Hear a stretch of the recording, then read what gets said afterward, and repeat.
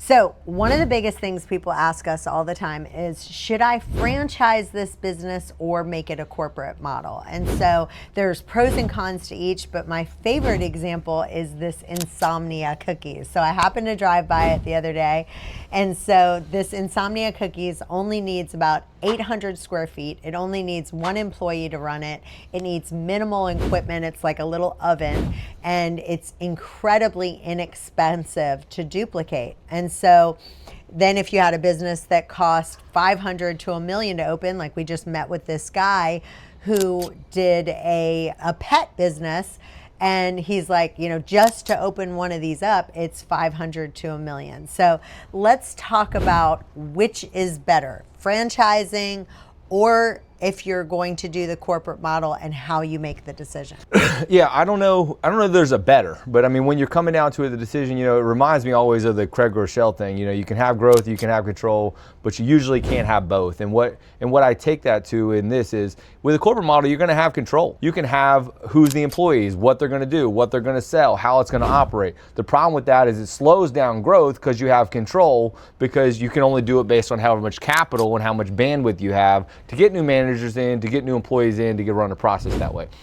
But it takes all the same things in a model as it does on a franchise. But the franchise side of it is a lot easier, but you lose control, because they're going to pick when they're going to come into Insomnia Cookie if you want. If it's a franchise and they don't show up till 10 and you want them to run at 9, you don't have that control anymore. If they make the batch with 7 instead of 12, then they run an inefficiency and it costs them in margins. And so you lose that in the franchise model, but you can open up a lot more because they're covering the lease, they're hiring the employees, and you're moving all those pieces off. If the model really works well and it sells a ton of cookies, then you're going to make a lot of money. Moving to the other model where the other guy was talking about the pet thing, it was insane to me, because he was running a corporate model and now he wanted to run a franchise model. And he said, I'm going to run slow in franchise. That's an oxymoron, because you're getting this small margin. So if you were making $150 on something and you were going to do 3 of them at a time, you're going to get 6% of revenue and do 1 every 3 months. That won't make sense. You need to do 10 a month to get that 6% to add up to any number that if you weren't, you just run the corporate model. Yeah.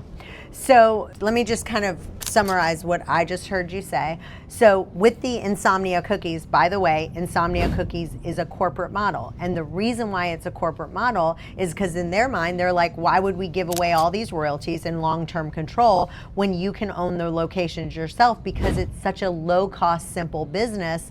And when they're doing corporate stores, actually, if it's only, $40,000 is what I'm estimating that it opens for Insomnia Cookie. The footprint is 800 square feet. You can run the whole place with one employee, can run the whole location. The simple systems can be taught quickly. It's a repeatable process that looks the same every time. So for me, that one makes sense to be a corporate model. Once you have these models where it costs $200,000, anything over $50,000 to open up a location, in my opinion, it's better to franchise it. Would you agree?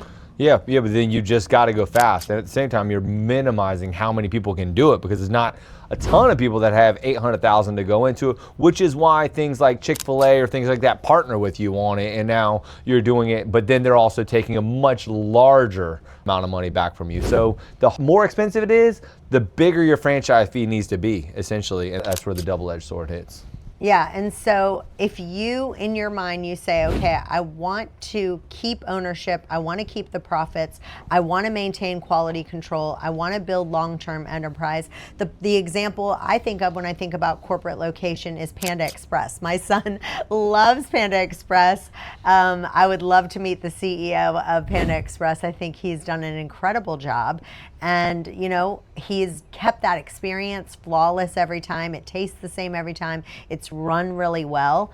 I'm sure those locations actually cost a lot more and to open up those buildings. And a lot of times he buys the locations as well. But he's kept it a corporate model. But I'm sure it's not been without a lot of work and a lot of hustle and grind. But he's done a good job with it. But in my opinion, I would never recreate that. I would create that as a franchise model. I would not do it a corporate. Heads up to him, good job to him, but I don't think that's a good model that I would do as a corporate model. No, it had to be a lot of hard work, a lot of uphill battle. I mean, because you had to get enough of those going to get your cost of a stove or grill or all of those things down. Even while you had a checklist of it, you needed to drive that cost down. And that's hard to do. You have to have enough volume to have the ability to drive it down.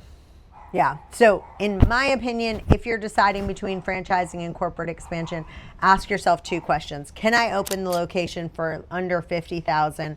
Can 1 or 2 people successfully run the entire operation? If not, yes. Can you do a corporate model just like Panda Express did? Yes. But is the juice worth the squeeze? That's what I always say. It's like, is the juice worth the squeeze? In my opinion, heck no. I want nothing to do with that. That sounds like way too much work.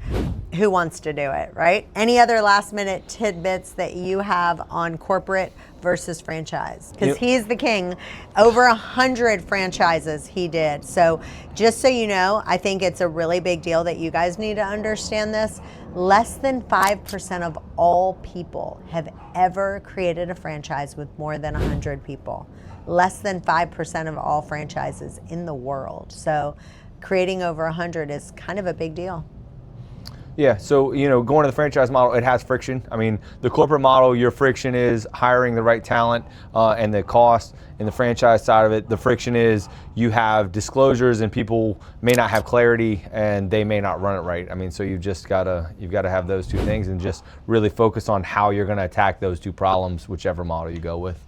Yeah, and I'll say one last thing. My mom always says, know thyself. And for you, you need to decide, do you want to keep ownership? Do you want to keep all the profits? Do you want to maintain all the quality control? Do you want to build a long-term enterprise? And, some people, different people have different personalities, and you have to know thyself and know, if you are more of a control freak, you might have to do more of the corporate model, because when you have a franchise, they never run it as good as you. Ever, ever, ever. It's close, but if you're okay with 95% or 90% as good as you would do it, but some people are like, no, I'm too much of a control freak. I need to do the corporate model.